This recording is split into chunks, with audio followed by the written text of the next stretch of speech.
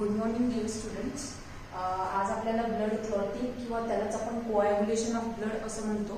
तर हे आपल्याला डिटेलमध्ये बघायचं आहे की नेमकं ब्लड क्लॉटिंग म्हणजे काय, किंवा आपल्याला जेव्हा एखादी इंजुरी होते किंवा एखादी जखम होते तेव्हा तिथे लगेच ब्लड क्लॉट कसा तयार होतो किंवा त्याच्यासाठी कोणत्या कोणत्या गोष्टी रिस्पॉन्सिबल असतात ते आपल्याला ब्लड क्लॉटिंगमध्ये किंवा कोॲग्युलेशन ऑफ ब्लडमध्ये बघायचं आहे. काल आपण WBCचे टाइप्स बघितले, ग्रॅन्युलोसाइट्स आणि ग्रॅन्युलोसाइट्स, त्याचे सब टाइप्स बघितले.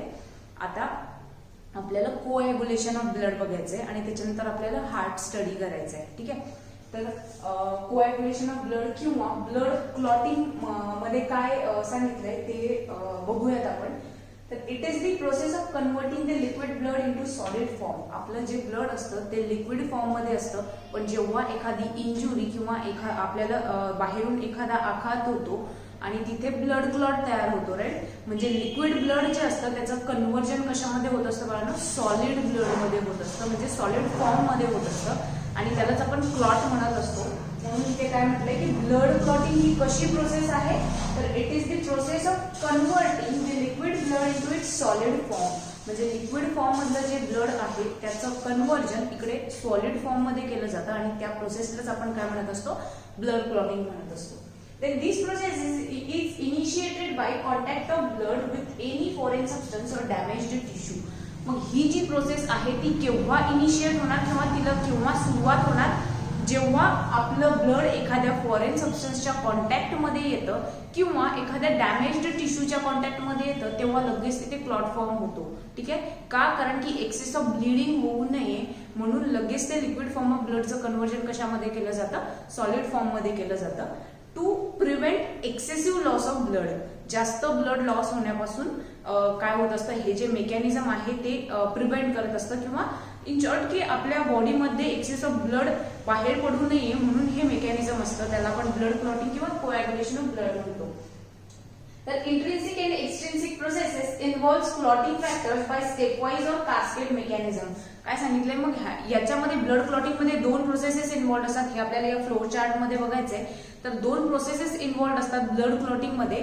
पहिलं असतं इंट्रिन्सिक पाथवे, दुसरं असतं एक्सट्रिन्सिक पाथवे. ठीक आहे. किंवा ह्या दोन्ही इंट्रिन्सिक आणि एक्सट्रिन्सिक प्रोसेसेस या ब्लड क्लॉटिंग मध्ये या टर्म मध्ये किंवा या मेकॅनिझम मध्ये इन्व्हॉल्व असतात की ज्या इंट्रिन्सिक आणि एक्सट्रिन्सिक पाथवे मध्ये क्लॉटिंग फॅक्टर्स प्रेझेंट असतात. तर देर आर 13 क्लॉटिंग फॅक्टर्स. आपल्या बॉडीमध्ये 13 क्लॉटिंग फॅक्टर्स प्रेझेंट असतात की ज्याच्यापैकी 6वा क्लॉटिंग फॅक्टर जो आहे तो यूज मध्ये नसतो किंवा तो इनॅक्टिव्ह फॉर्म मध्ये असतो. पण उरलेले जे 12 कोॲग्युलेटिंग फॅक्टर आहेत किंवा क्लॉटिंग फॅक्टर्स आहेत ते ऍक्टिव्हेटेड फॉर्म मध्ये असतात आणि ते ऍक्टिव्हली रोल प्ले करत असतात इन ब्लड क्लॉटिंग. ठीक आहे. एका स्टेप वाईज मॅनर मध्ये, म्हणजे की एक झाला की दुसरा जो क्लॉटिंग फॅक्टर आहे तो वर्क करणार, तो झाला की थर्ड जो क्लॉटिंग फॅक्टर आहे तो, म्हणजे इन शॉर्ट तो स्टेप वाईज मॅनर मध्ये ते जे क्लॉटिंग फॅक्टर्स असतात ते त्यांचा रोल प्ले करत असतात किंवा त्यांचे जे फंक्शनिंग आहे ते कॅरीड आउट करत असतात, किंवा त्यालाच तुम्ही कास्केड मेकॅनिझम म्हणू शकता की एका स्टेप वाईज मॅनर मध्ये हे सगळं जे प्रोसेस आहे ते चाललेलं असतं. नेक्स्ट पॉइंट काय सांगितलंय की there are 1 to 13 clotting factor. हे मी तुम्हाला सांगितलं की 13 क्लॉटिंग फॅक्टर्स असतात की जे ब्लड क्लॉटिंग मध्ये हेल्प करत असतात, की ज्याच्यापैकी 6व्या नंबरचा जो फॅक्टर असतो it is not in active use. त्याचा ऍक्टिव्ह त्याच्यामध्ये इन्व्हॉल्वमेंट नसतंच कुठल्या प्रकारचं, म्हणून आपण म्हणतो की युजली ते 12 क्लॉटिंग फॅक्टर्स असतात. ते असतात 13, पण त्याच्यापैकी एक जो असतो तो इनॅक्टिव्ह फॉर्म मध्ये असतो, तो असतो 6th नंबरचा फॅक्टर. वाईल बाकी जे उरलेले आहेत ते फॅक्टर्स ऍक्टिव्हली त्या प्रोसेसमध्ये इन्व्हॉल्व्ह होत असतात. ठीक आहे.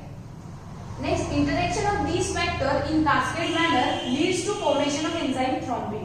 मग इथे काय सांगितलंय की कास्केड मॅनर मध्ये म्हणजे स्टेप वाईज मॅनर मध्ये जेव्हा या फॅक्टर्सचं इंटरॅक्शन चाललेलं असतं तेव्हा ते एक एन्झाईम फॉर्म करतात, ज्या एन्झाईमला तुम्ही म्हणतात थ्रोम्बिन एन्झाईम. ठीक आहे.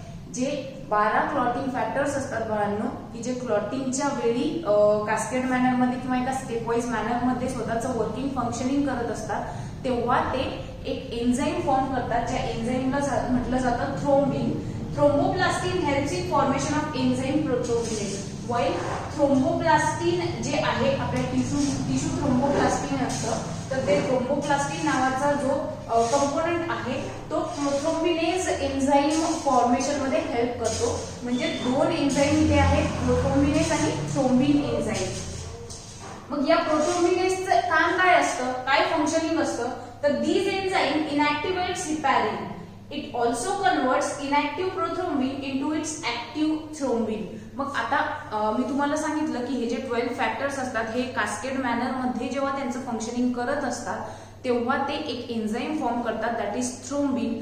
पण या थ्रोम्बिनला ऍक्टिव्ह फॉर्म मध्ये कन्वर्ट करायचं असेल तर प्रोथ्रोम्बिनेज नावाचा एन्झाईम तिथे प्रेझेंट असणं गरजेचं असतं. कारण हा जो प्रोथ्रोम्बिनेज एन्झाईम असतो हा प्रोथ्रोम्बिन हा इनॅक्टिव्ह फॉर्म असतो, त्या प्रोथ्रोम्बिनला थ्रोम्बिन मध्ये कन्वर्ट करण्याचं काम करतो.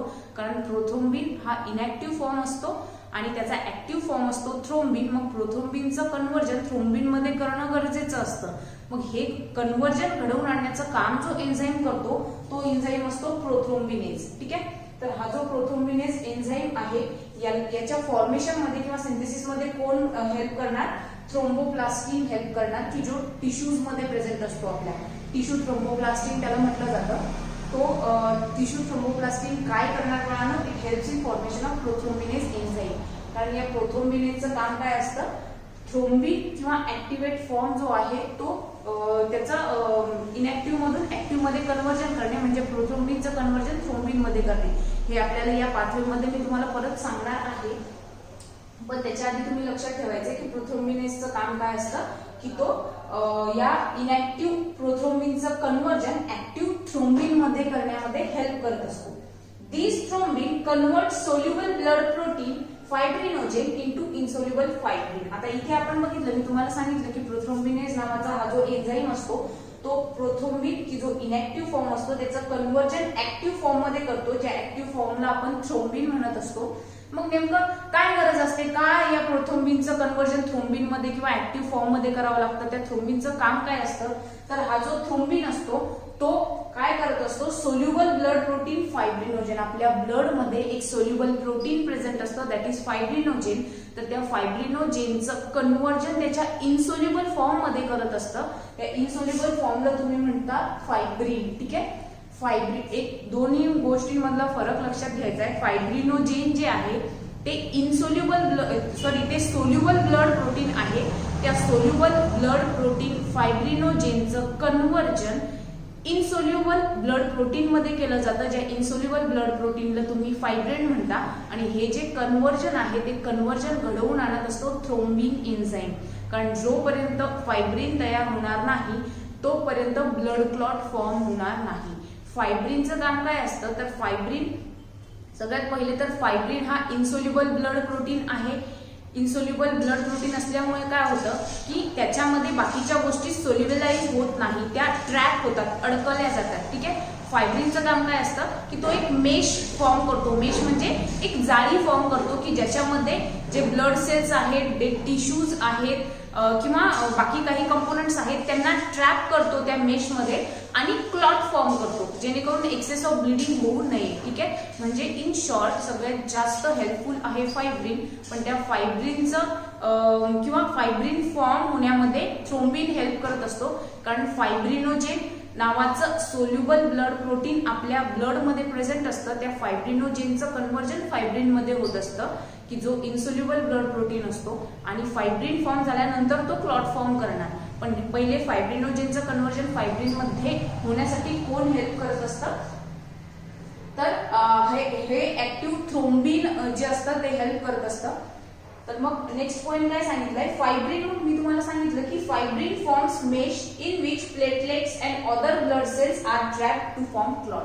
मग फायब्रिन काय करतं, एक जाळी तयार करतं की ज्या जाळीमध्ये प्लेटलेट्स किंवा आपले जे अदर ब्लड सेल्स असतात यांना ट्रॅप करणार. आणि ट्रॅप झाल्यामुळे काय होतं की तिथे क्लॉट तयार होतं किंवा आपलं रक्त गोठतं. ठीक आहे, की जे करण्यासाठी कोण हेल्प करत असतं, तर फायब्रिन हेल्प करत असतं. पण फायब्रिनोजेनचं कन्वर्जन फायब्रिन मध्ये होण्यासाठी थ्रोम्बिन हेल्प करत असतो. ठीक आहे, तर हे पॉइंट्स इंट्रोडक्टरी पॉइंट्स आहेत ब्लड क्लॉटिंगचे. मग आता मी तुम्हाला इन डिटेल या डायग्राम मध्ये समजावून सांगते की नेमकं काय होत असतं.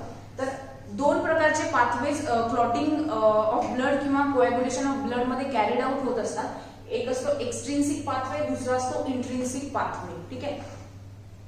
मग आता एक्सट्रिन्सिक पाथवे केव्हा ऍक्टिव्हेट होणार, तर damage to tissue outside the cell, सेलच्या बाहेरचे जे टिश्यूज असतात, ठीक आहे, पेशींच्या बाहेरचे जे टिश्यूज असतात की जे डॅमेज झालेले असतात, तो मेकॅनिझम जो असतो त्याला तुम्ही एक्सट्रिन्सिक पाथवे म्हणता. वाईल जेव्हा ब्लड वेसल तुमच्या डॅमेज झालेल्या असतात तेव्हा जो पाथवे वर्क करणार त्याला तुम्ही इंट्रिन्सिक पाथवे म्हणता. ब्लड वेसल म्हणजे आतला, ठीक आहे, इंटरनल. वाईल हे सेलच्या आउटसाइडचं आहे म्हणून आपण त्याला एक्सट्रिन्सिक पाथवे म्हणतो. तर मग इथे काय होतं की एक्सट्रिन्सिक पाथवे मध्ये काय होतं की टिश्यू थ्रोम्बोप्लास्टिन तयार होणार. ठीक आहे. डॅमेज जेव्हा आपल्या एखाद्या सेलच्या आउटसाइडचे टिश्यूज असतात ते डॅमेज होतात तेव्हा तिथे टिश्यू थ्रोम्बोप्लास्टिन फॉर्म होतं. टिश्यू थ्रोम्बोप्लास्टिन कशासाठी हेल्प करतं हे मी तुम्हाला पहिले सांगितलंय. Thromboplastin helps in formation of enzyme prothrombinase. मग या प्रोथ्रोम्बिनेजचं काम काय असतं बाळांनो, की तो प्रोथ्रोम्बिनचं कन्व्हर्जन थ्रोम्बिन मध्ये घडवून आणतो आणि थ्रोम्बिन मध्ये किंवा ऍक्टिव्ह फॉर्म मध्ये एकदा का कन्व्हर्जन झालं की हा थ्रोम्बिन नावाचा जो एन्झाईम आहे तो काय करणार, फायब्रिनोजेनचं कन्व्हर्जन फायब्रिन मध्ये करणार आणि मग हा फायब्रिन काय करणार, सगळ्यात शेवटी ब्लड क्लॉट फॉर्म करणार. ठीक आहे. तर हा होता एक्सट्रिन्सिक पाथवे. काय झालं की जेव्हा तुमचे सेलच्या किंवा पेशीच्या बाहेरचे टिश्यूज डॅमेज होतात तेव्हा तिथे टिश्यू थ्रोम्बोप्लास्टिन जे असतं ते कशासाठी हेल्प करणार, प्रोथ्रोम्बिनेज नावाचा जो एन्झाईम आहे त्याच्या फॉर्मेशनसाठी हेल्प करणार. प्रोथ्रोम्बिनेजचं काम काय असतं, प्रोथ्रोम्बिनचं कन्व्हर्जन थ्रोम्बिन मध्ये म्हणजेच इनॅक्टिव्ह फॉर्मचं कन्व्हर्जन ऍक्टिव्ह फॉर्म मध्ये घडवून आणणे. मग हा जो थ्रोम्बिन ऍक्टिव्ह फॉर्म असतो किंवा एन्झाईम असतो हा थ्रोम्बिन काय करतो, जे सोल्युबल ब्लड प्रोटीन असतं फायब्रिनोजेन त्याचं कन्व्हर्जन इनसोल्युबल ब्लड प्रोटीन मध्ये दॅट इज फायब्रिन मध्ये घडवून आणतं आणि फायब्रिन शेवटी काय करणार, एक मेश तयार करणार, एक जाळी तयार करणार की ज्याच्यामध्ये सगळे ब्लड सेल्स, प्लेटलेट्स किंवा अदर कंपोनंट जे आहे ते ट्रॅप होणार, अडकवले जाणार आणि सगळ्यात शेवटी फॉर्म होणार तिथे ब्लड क्लॉट. ठीक आहे. याच्यामध्येच जे क्लॉटिंग फॅक्टर आहे ते सुद्धा इन्व्हॉल्व असतात. ते इंट्रिन्सिक पाथवे मध्ये आहे. काय की जेव्हा तुमची ब्लड वेसल किंवा रक्तवाहिनी डॅमेज होते तेव्हा काय होतं, कास्केड ऑफ क्लॉटिंग फॅक्टर, तुमचे जे 12 क्लॉटिंग फॅक्टर असतात ते काय होतात, ऍक्टिव्हेट होतात.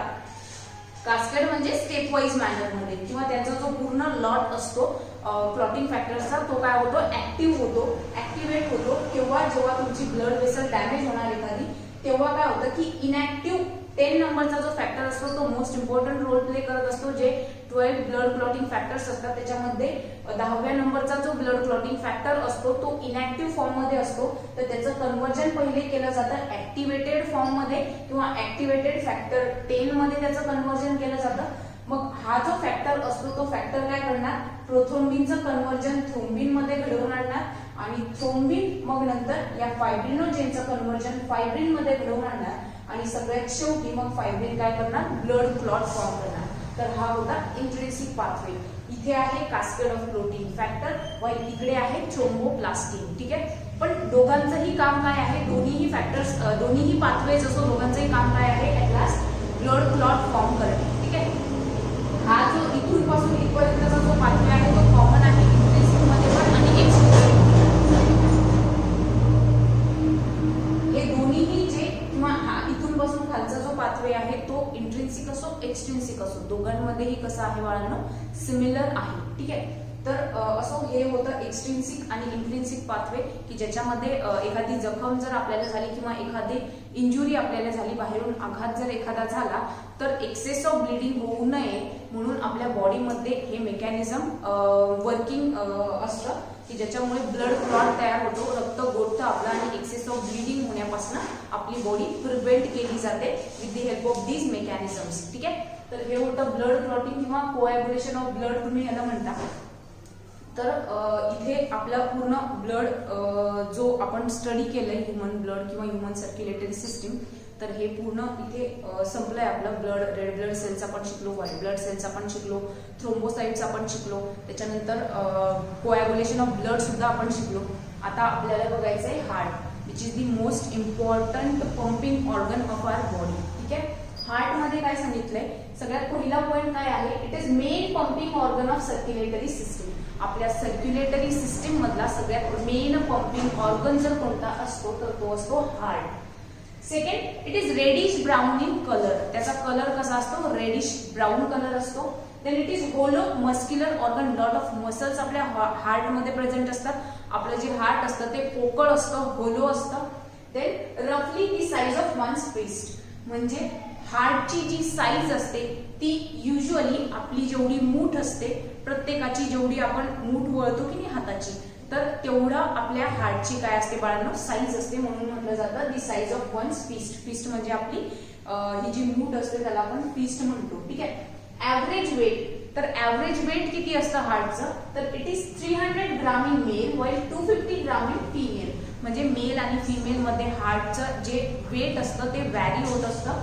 मेल मध्ये 300 ग्राम असतं, तर फिमेल मध्ये 250 ग्रॅम्स एवढं वेट असतं हार्टचं. It is conical in shape. ठीक आहे.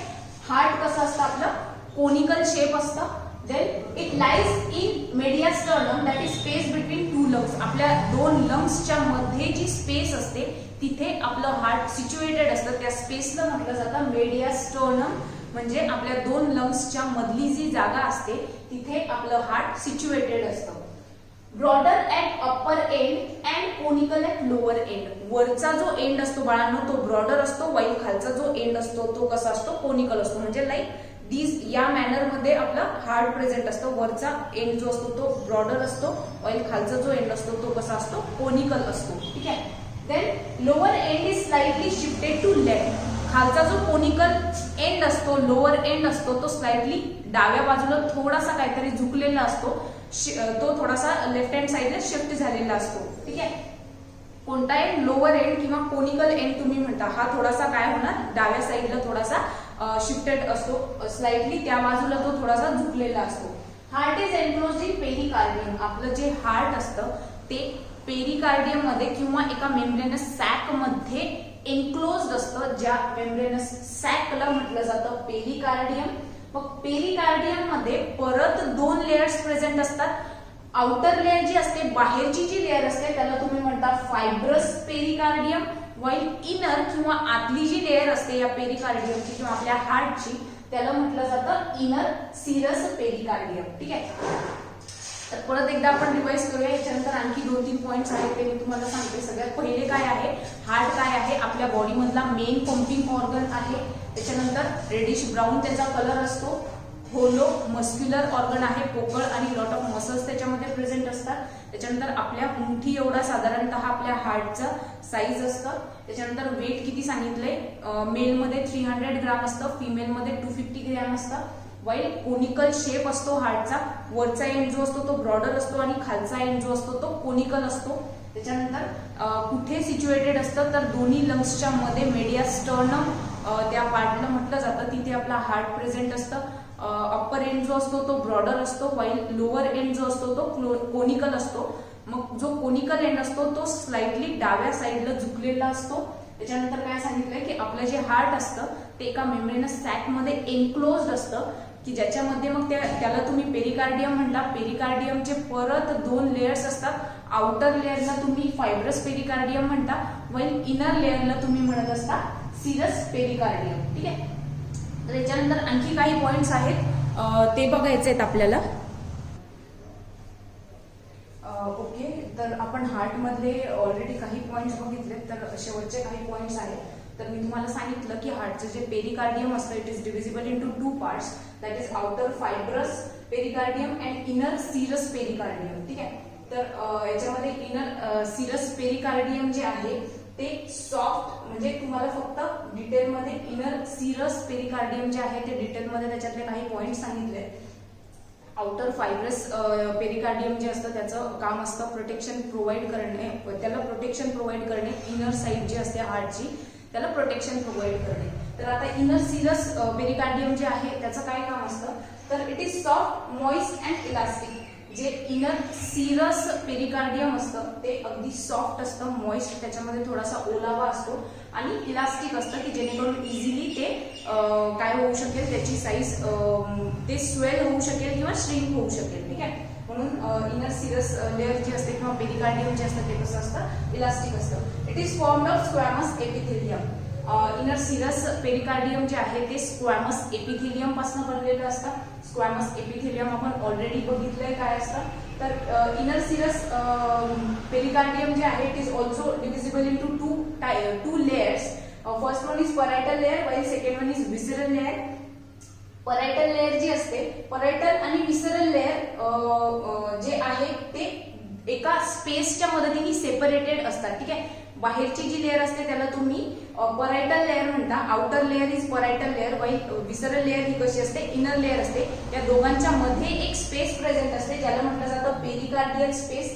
त्या मधल्या स्पेस मध्ये एक फ्लुइड प्रेझेंट असतं ज्याला म्हटलं जातं पेरिकार्डियल फ्लुइड. अबाउट 50 ml एवढं फ्लुइड त्या दोन्ही स्पेस मध्ये प्रेझेंट असतं. या पेरिकार्डियल फ्लुइडचं काम काय असतं, तर इट इज शॉक ऍब्झॉर्बर. ठीक आहे, पेरिकार्डियल फ्लुइडचं काम काय असतं की ते आपल्या हार्टला एखाद्या एक्सटर्नल इंजुरी पासून प्रोटेक्ट करण्याचं काम करतं. म्हणजे एखादा शॉक जरी किंवा बाहेरून जर एखादा आघात जरी झाला हार्टवर तरी तो ऍब्झॉर्ब होत असतो with the help of this fluid. म्हणून काय म्हटलंय, it protects heart from injury. आणि सगळ्यात शेवटी सांगितलंय it keeps heart moist and act as lubricant. हे आपल्या हार्टला एक ओलावा देण्याचं काम करतं किंवा ते एक ल्युब्रिकंट म्हणून सुद्धा ऍक्ट होतं. ठीक आहे, ल्युब्रिकंट म्हणजे काय की आपल्या हार्टला एक ओलावा देण्याचं काम ते फ्लुइड जे आहे ते करत असतं. तर असो हे होतं पेरिकार्डियमचं. तर उद्या आपल्याला इंटरनल एक्सटर्नल स्ट्रक्चर जे आहे हार्टचं किंवा त्याच्यामध्ये कशा प्रकारे सर्क्युलेशन कॅरीड आउट होत असतं ते बघायचंय. आजसाठी एवढंच. याचे फोटोज मी तुम्हाला ग्रुपवर शेअर करेल. Okay, thank you.